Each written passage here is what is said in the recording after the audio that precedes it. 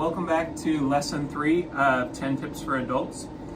This week we're going to be focusing on whole grains lessons.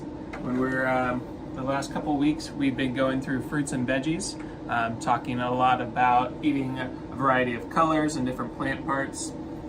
Today we're focusing in on grains, and the message for MyPlate on grains is make half your grains whole grains. So that's kind of our focus today, is thinking about the types of grains we eat, the difference between a whole grain and a processed grain, and how to introduce more of those whole grains into your diet. To start with, what's the difference between a whole grain and a refined grain? I have an example here of two different common types of flour. You can see we have an all-purpose flour and a whole wheat flour. Now, they both come from the same plant, right? These start as a wheat kernel, and that kernel gets milled, and there's kind of different processes for that milling. But that all-purpose flour would get milled into a finer powder, and the germ and fiber would be removed from that seed, and what's left is just kind of the carbohydrate at the center, which is more shelf-stable, but it has fewer nutrients. So ultimately, when we're thinking about how to make our diets healthier, we want to focus on those whole grains, which are still can be milled into flour without removing a lot of the vitamins, the fiber, and other nutrients that naturally come in grains. So grains get kind of a bad rap. They can actually be a very healthy food for us. They're great for our digestion. They balance our energy, keep us full. It's just about balancing the refined grains versus those processed grains.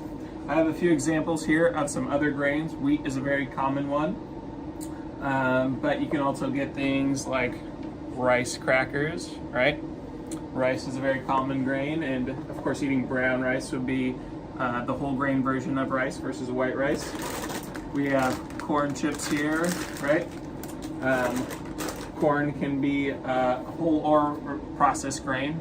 The best way to find out whether you're eating a whole grain or a refined grain is often just reading the food label, right? For example, we have wheat thins here, right?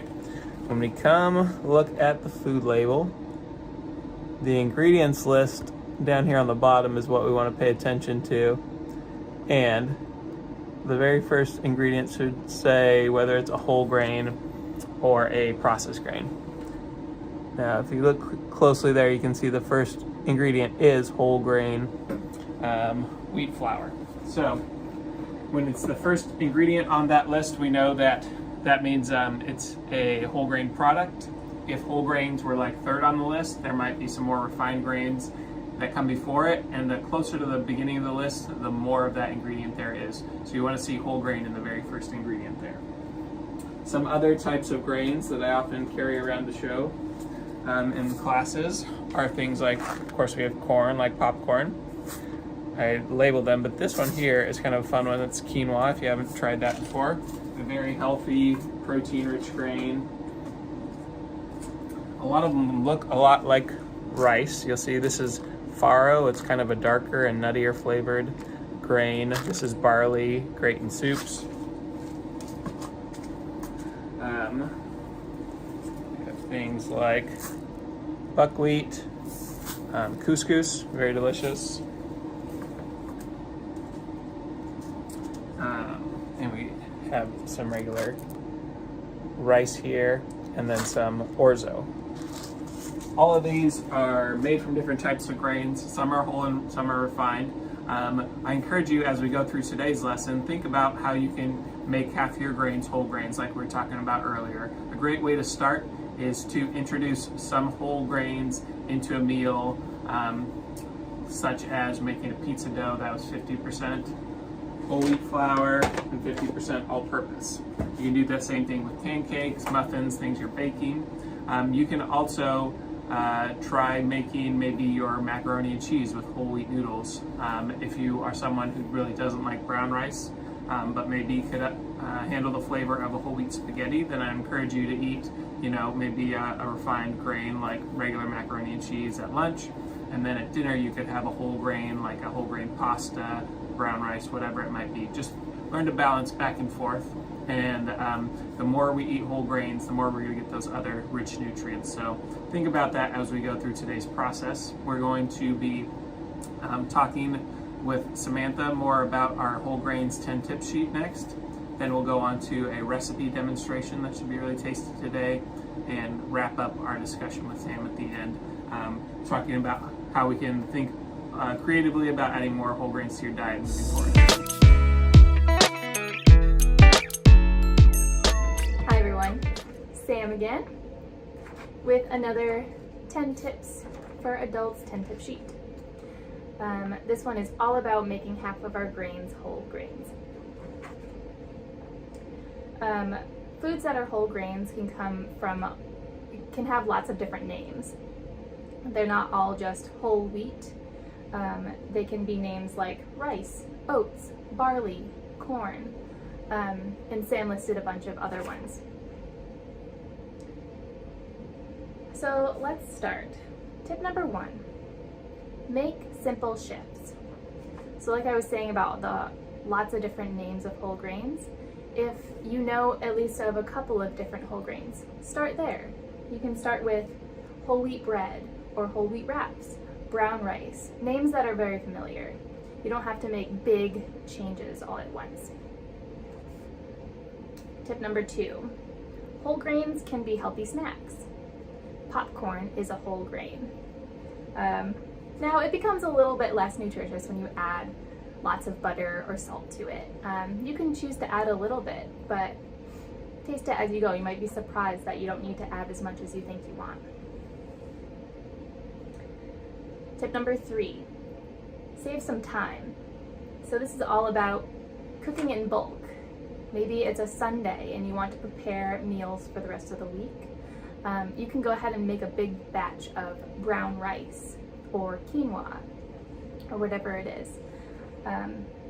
Cooking in big batches can help save some time and some energy in choosing your whole grains. Tip number 4, mix it up with whole grains.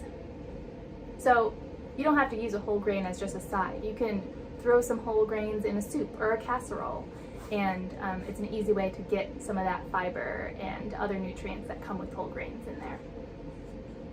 Tip 5, try whole wheat versions. So in dishes that you typically have something that's not whole wheat or whole grain, try adding a whole grain to see if you like it. If you don't, that's okay, and maybe you can shift to a whole grain in a different place in your meals. For example, sometimes I eat fried rice, like a takeout. And typically fried rice, even though it's the color brown, it's actually made with white rice. So I challenge you to try, if you do like takeout fried rice, to make some at home with brown rice. And you might like it just as well as you do with the takeout. Tip number 6, bake up some whole grain goodness. So Sam mentioned baking with half all-purpose and half whole wheat. That is a great place to start for your pancakes or muffins, or even cookies. Okay, tip number 7, be a good role model for children. If kids see you eating whole grains, they're more likely to choose them themselves, especially if they're an important part of their life, especially if you are an important part in their lives. Tip number 8, check the label. So this is all about knowing the difference between whole grain and refined grain. Refined grains are often enriched. It's another one of those buzzwords, which just means that after the bran and the germ of the wheat seed has been taken out to make a refined grain, those minerals are then added back in after processing. And you think, like, why do they take it out and just add it back in after? It often helps with shelf-stable items. But just check the label. See if it's an enriched grain, has extra nutrients in it.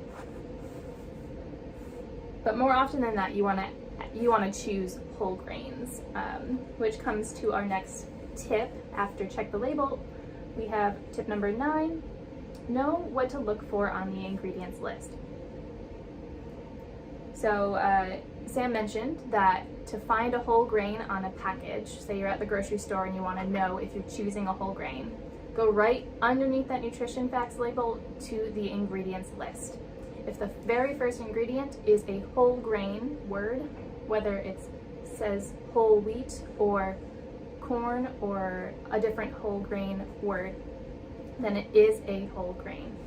The reason for this is because the very first ingredient on an ingredients label is the most by weight of that product. So first ingredient is most by weight, last ingredient is the least weight of that product. Okay, and tip number 10, be a smart shopper. The color of a food is not necessarily an indication that's a whole grain. For example, brown bread is brown, but it's not a whole grain. So just be aware of that. There's also different labels on, for example, bread that would make you think it's a whole grain, but they're actually just marketing it as a whole grain when it's not actually one. For example, if a bread is marketed as multigrain, stone ground, 100% wheat, cracked wheat, 7 grain, the list goes on, it might not actually be 100% whole wheat. So again, to be very sure, just check the first ingredient on that ingredients label. Sweet. Well, those are all of the 10 tips. I hope you found one of these or 2 of these useful, and feel free to use them as you see fit. I think we're going to Sam now for a grain cooking demonstration. All right, thanks for sharing those 10 tips with us, Sam. Now we're back for our Homerun hummus wrap recipe, which is one of my favorites. This is a great snack or even lunch on occasion when you are wanting to get some whole grains into your lunchtime meal. Very flavorful. If you haven't had hummus, if it's not something you eat regularly, I would encourage you to try it. Very tasty. It's made mostly with garbanzo beans, so very flavorful, but also has lots of natural healthy protein. We're also going to have a whole wheat tortilla wrap in this. We have some spinach here, red bell pepper, and carrot. And this is optional, but you could also throw some turkey or something on like that if you wanted a little more protein in your wrap. All right, so I'm going to start today following our recipe here, our Homerun hummus wrap. We are going to first, normally you would shred this carrot. I'm going to start by peeling the outside. Get rid of any lingering flavors or dust on there. So of course I washed this ahead of time.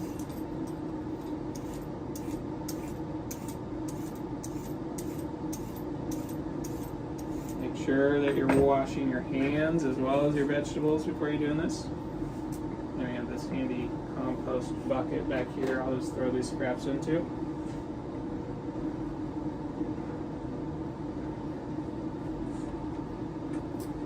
Now personally, I actually really like to just shred my carrot, or peel it rather, than do a lot of shredding.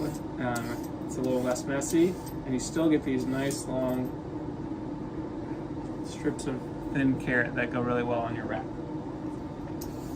So I'm just going to keep peeling here for a minute.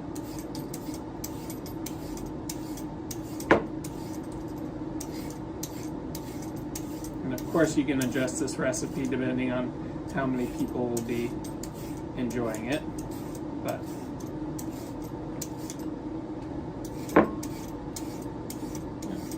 ideally a decent amount of these carrot shreds in there. My carrot side, and I'm going to cut up my bell pepper. You know, there's lots of different techniques for cutting out the center. Slice it out. You can even just take your thumb and pop out the center. It's pretty easy. Get the seeds out. These are a little spicier. And then we're just cutting these into thin strips about 1/4 inch wide.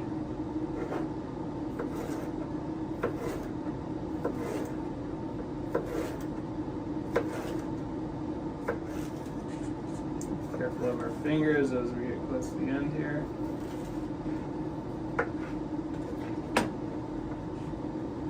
Set those into my carrot slices.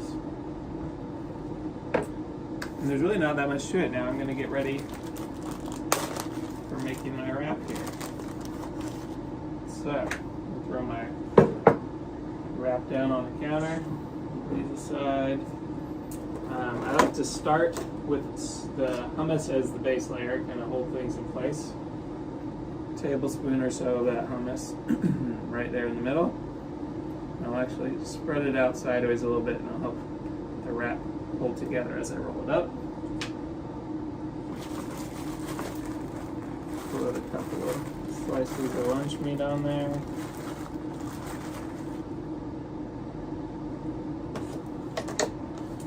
Load it up with veggies, and spinach,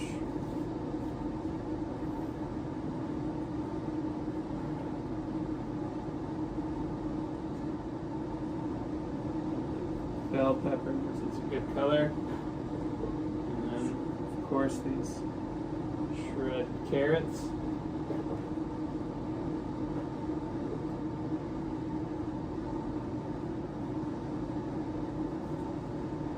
And wrapping can always be a little tricky. I usually like to tuck up one end and then roll the other end over on itself so nothing falls out the bottom as I'm enjoying this. You get a nice colorful lunch or snack there to enjoy. All right. I hope you get a chance to make these yourself this week. Feel free to play with the ingredients, add some other fruits or veggies in there. You can even skip the sandwich meat and just enjoy the hummus with the veggies. Bon appetit. All right, we're gonna finish things up today with Samantha.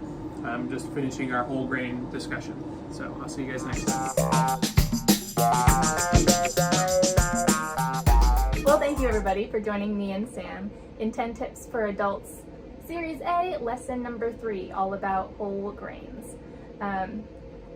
The next lesson is our last lesson in Series A, but be on the lookout for Series B, which is all about shopping and shopping on a budget. Well, cool. I hope that you found at least a couple of things that you can take away from this. I know that you're already knowledgeable people who are doing wonderful things in your own life, but feel free to take away any useful information from us. Until next time, stay healthy and well. Much love.